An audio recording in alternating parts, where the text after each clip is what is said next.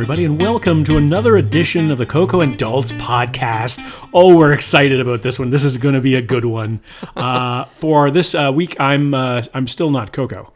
And I'm still not Daltz. So, Coco, what are we talking about this week? We binge-watched, well, I guess we just watched it. It's not really a binge watch. Is it a binge watch, but it's just one movie? No, but it was like 2 hours and 20 minutes long, so it was pretty long. So it's longer than the standard episode of something. Yeah. But it's not quite The Irishman. No. I guess. No, that's for sure. So what are we watching, or what are we talking about this week? So this week we're talking about the brand new Netflix release, The Devil All the Time, which is a whole lot of movie. I am going to try to summarize it. There's stuff I'm necessarily just going to have to leave out because, like I said, whole lot of movie. I purposely did not take the summary on for this one because there's no way I was going to hit it. Daltz, yeah, that I think I'm going to be better at this one than Daltz would be. Yes. So the movie starts out with Bill Skarsgård plays a guy named Willard. He's coming home from World War II. On his way home to West Virginia, he stops in a little town in Ohio, meets and falls in love with a waitress. They get married and have a kid named Arvin. When Arvin is around 7, 8, 9 years old, his mom and dad both die.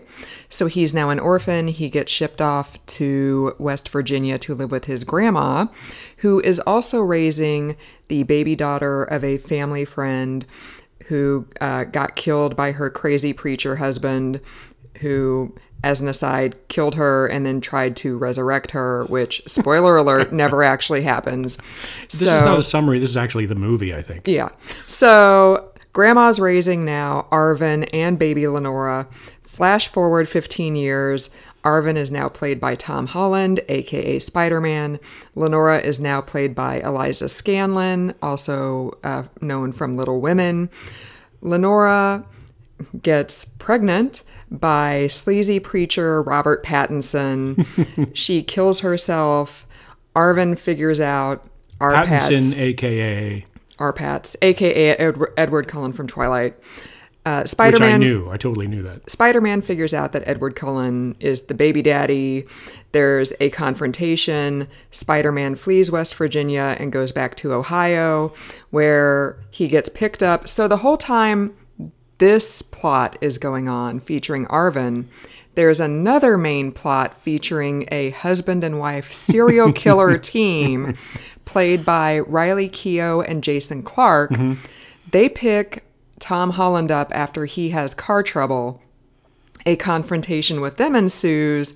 He ends up making it back to his hometown, where he has yet another confrontation with the sheriff of that county, who happens to be the brother of the serial killing wife that Tom Holland just had a confrontation with. Final confrontation ensues. Tom Holland flees and goes to Cincinnati and ends up not dying at the end of the movie, which I was actually surprised about because I was like, I don't know if this is the kind of movie where God's wrath is not gonna rain down on everybody involved in this movie. So you've just completely encapsulated the movie. There's no need for anybody to go see it. Right. Well, I mean, I really don't think there's any way that you can not spoil this movie because it's so kind of esoteric. It's very like Christian Gothic, Christian noir-y, and I don't think that you can just not completely give it away. Well, and it's very southern, even though it takes place in Ohio. Parts of it take place in Ohio. It's very backwoodsy. Yeah. It's very rural. It's very rednecky. You just need the kid from Deliverance with the banjo. Right. That's basically all that's exactly missing. it. It's kind of like, I think my summary would have been, not that I'm criticizing yours, but it would have been like, some stuff goes on in the backwoods. Yeah, exactly. And it's not good. Right. But it's also kind of what you would expect to happen. So the preacher guy played by Vampire Boy, you could tell he's up to no good right away. Oh, yeah, totally. You can tell he's making moves on either the men or the women or the young boys or the young girls, depending on which way the wind was blowing. You could tell something was going to happen there, and it did. And you could tell that Spider-Man was going to get some revenge action on some people, and he did. Yeah, because that's how he was taught. Bill Skarsgård taught him to use violence Right. to respond to violence, and that's what ended up happening when Arvin is now no longer a 9-year-old boy. So this is based on a book.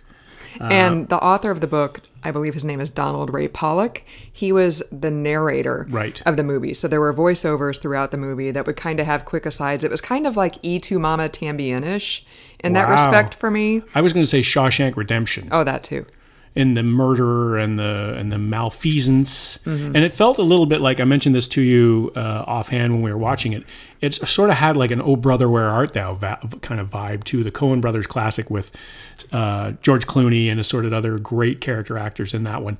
And it had this backwoodsy, like we're in the bayou kind of feel to it. Even though, like I said, it wasn't really in the deep South. It was in Ohio and it was West Virginia. So it wasn't really all that Southy, but it sure felt really South, like the accents and everything like that. And Robert Pattinson's accent was very much the Southern Bible Belt preacher voice, whether he was putting that on or not, I don't know, in terms of the character. It had that kind of vibe to it. But then when you said Ohio, I was like, oh yeah, right. This was kind of an Ohio movie. Like it doesn't really feel like it was Ohio. What did you think, Coco? Well, I just spent like 20 minutes summarizing the movie. So why don't you tell us what you thought? So I think you're maybe serving up a softball here to me. You're lobbing one up. So I had a hard time really getting interested in this movie. So let's backtrack. We went into this movie not really knowing anything about it. We knew it was trending very high on Netflix on the particular day we watched it, which was yesterday. It had a lot of pre-buzz before its release. This is one that we actually took a look at the list of things that were coming to Netflix this month, and we were like, oh, we should watch that. In one of our planning meetings, we were sitting around the board table with all the staff members. Our production meetings. Right, our production meetings. And we were sitting around, and I was like drinking a Dunkin', and you were like looking at your phone and smoking a cigarette. And that wasn't a cigarette. With the with really thick, really big sunglasses on because you didn't want anybody to recognize you. So at that production meeting, when we were talking about this, we just kind of skimmed right over it because we were excited about Away, and we were excited about the Challenger one that we were doing. And Ratchet. And other movies that are coming and going. And this one is like, yeah, it's new. It's got Tom Holland in it and the vampire guy. So let's watch that one. So what I'm saying is there's some pros and cons to going into something and not having any preconceptions about it. And I didn't have any preconceptions about it. I knew it might be interesting, and I knew it was an hour, or it was a movie that we could bang out. It wasn't a series that I didn't know anything about. So having said that, I'm not sure I would have watched this if I'd have known more about it. Because it's just not really my type of movie. I mean, it had a lot of potential, and there's a lot, there's murder, and there's a lot of murder. There's malfeasance, and there's broken characters, and there's some interesting background, and there's flashbacks, and there's flash forwards, and there's flashing on the preacher's part. But I didn't really dig this movie. It was just too complicated, and it was too messy, and it was too, in some ways, predictable. Like it was, I could see what was going to happen. I knew that Spider-Man at the end of the day was going to come out the hero. And you did? Yeah, it's just like I knew that he was going to set everything straight because his character was formed by this double tragedy of his parents dying, and that seems like a redemption arc to me. Is like he comes out of it and he's wronged, or he's righted all the wrongs that occurred along the way. So I didn't really, it didn't dazzle me. I mean, I liked the vampire guy's acting in it. I thought it was pretty good. Oh, and you didn't.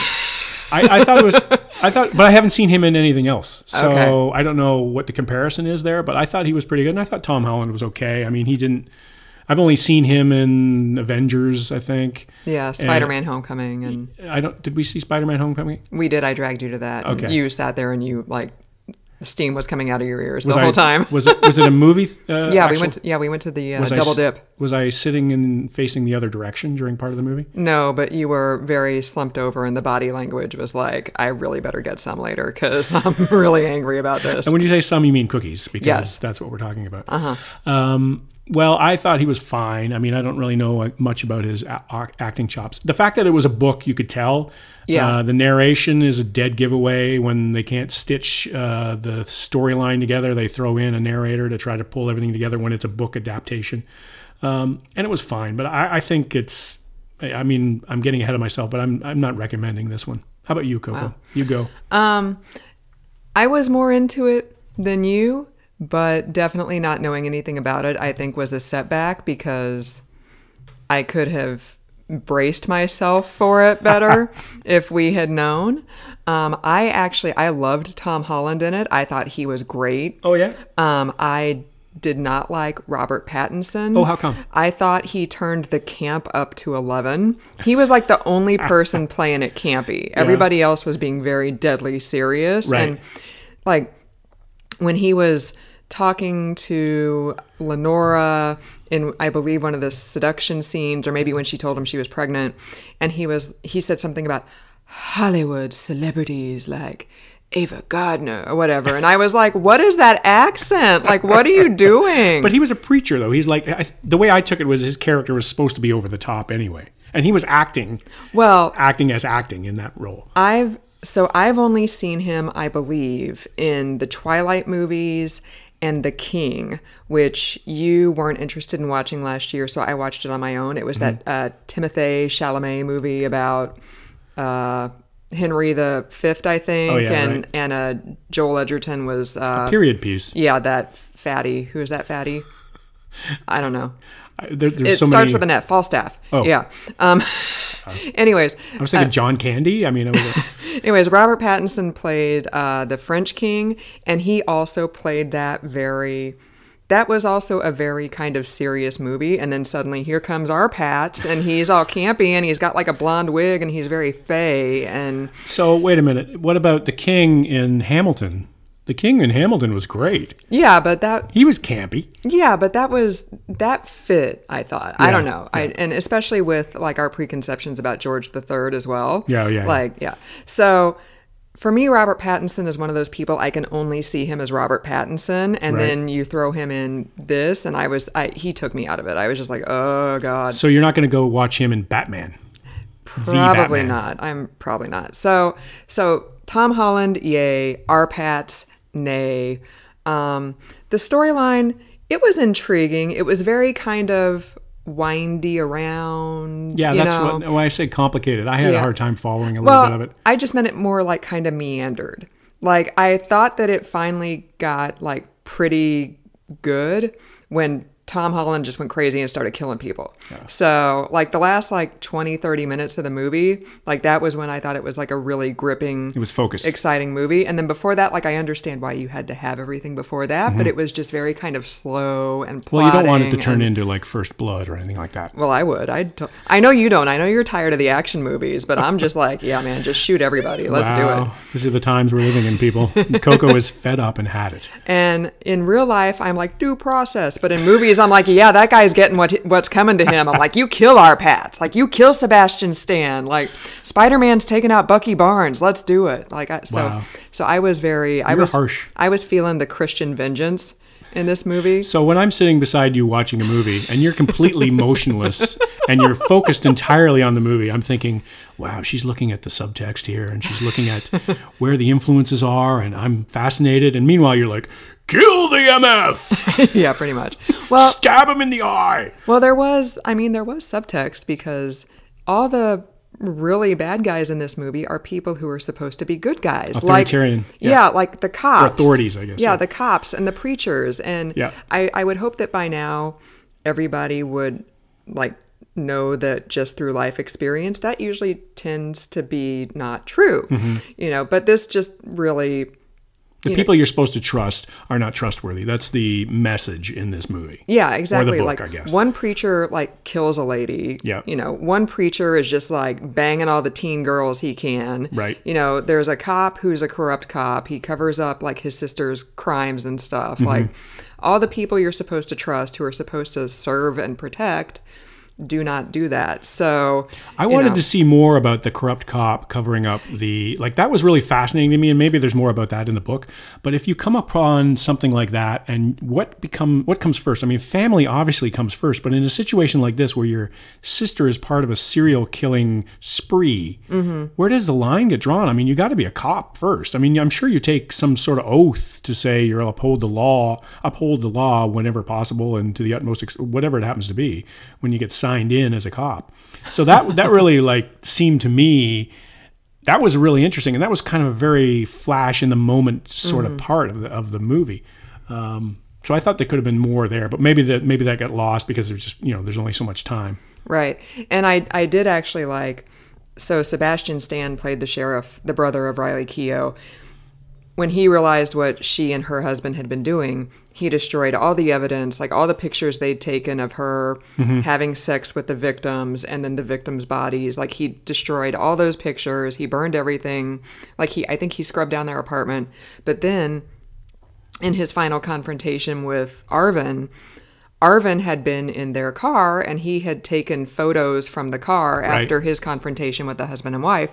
So when he kills Sebastian Stan, he plants the photos on Sebastian Stan's body. So the truth comes out eventually anyways. And I think that's like another like theme. Good will prevail. Yeah, good will prevail. Like I said though, I wasn't expecting Tom Holland to survive. Like I figured that hippie who picked him up in the VW bus was probably just gonna like, he was gonna get like a screwdriver straight in the neck, like Lenora's mom did. Because I was like, this is not a movie with a happy ending. Right. Like I thought he was just gonna turn him in. So that's my different perspective. You're over there like imagining stabbings, and I'm thinking, well, maybe the law-abiding hippie will take him to the police precinct and turn him in with a citizen's arrest. Right. Because then that would come full circle, right? Because everybody in this movie was just so touched by tragedy. Right. Just death and unwanted pregnancy and financial hardship and just... So I figured this would like close the circle from like the father's kind of original sin in World War II. And now the son is gonna like die as well, the sins of the father and everything. So I was fully expecting Tom Holland to just bite it at the end. Well, and especially considering the title of the movie, The Devil All the Time. You're thinking, well, the devil is winning. The devil is in the details. The devil is touching everything in this movie. You're thinking, well, the devil's going to win as well. And Tom Holland's not going to be around at the end. The other question I had regarding this movie is, so the dad brings back a Luger that apparently had been used that Hitler had used to shoot himself. There's a lot of guns out there that Hitler used to shoot himself with, and yet the dad had done a tour in the South Pacific. Right. So I didn't put that together. I was like, well, the South Pacific and Germany, they're very far not apart. Close. Especially in those days. It's not like you're jumping on a plane and getting there. Right. So I didn't understand that bit. Maybe it was intentionally fraudulent. That is just another fake Hitler gun, but there was that sort of threw me off for a couple of minutes after I'm watching. So I'm trying to figure that out, and then something happened and I missed it. And so there were a couple of instances in this movie where I was just like, I didn't hear what they say, and I don't care. What do you say? I don't know. I'm looking at my phone. I don't care. Yeah, you didn't pull out your phone as much as you normally do when you don't like something, but after the first couple of times, I was like, there's no way he's checking IMDb to see who that person is. Like he's already checked IMDb a couple times for the cast, so I'm like, yeah, he's just texting now. Texting my daughters or something like that. I'm very self-conscious now about my phone use during the movie because I know I'm going to get busted on the podcast. So as soon as I pull it out, it's like, well, you pulled your phone out 7 times in the first 25 minutes, and therefore I realized you didn't like this movie. It's a tell. It is a tell. Apparently my tell is yawning and fidgeting, and your tell is well, you're Facebook. Usually so in the zone. Like sometimes I think you're asleep. You're like, I look over just with the corner of my eyes, like, is she really awake? Is she enjoying this? And so I have no idea until the end of the movie. And sometimes we don't even talk about the movie afterward because we want to save it for the podcast.